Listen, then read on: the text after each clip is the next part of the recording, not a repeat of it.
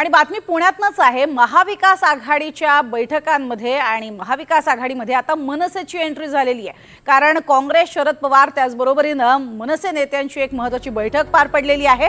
राष्ट्रवादीची आघाडी फिसकटल्याने ही नवीन समीकरण सध्या पुण्यामध्ये पाहायला मिळत आहे आणि अर्थातच येत्या काळामध्ये त्याचा फायदा कोणाला होतो हेही पाहणं गरजेचं असेल। एक लक्षात घ्या की काँग्रेस आणि राष्ट्रवादी काँग्रेस किंवा महाविकास आघाडी म्हणून आम्ही खूप आधीपासून म्हणत होतो की आम्ही एकत्र लढणार आहोत।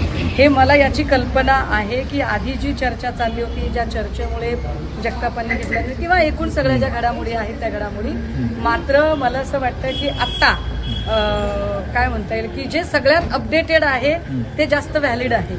आणि अपडेटेड हे आहे की महाविकास आघाडीतले सगळे घटक पक्ष आत्ता या घडीला एकत्र चर्चेला बसलेले होते आणि त्याच्यात एक पक्ष अजून एक आमच्यासोबत सहभागी झाला होता जास्तीचा, तो म्हणजे महाराष्ट्र नवनिर्माण सेना।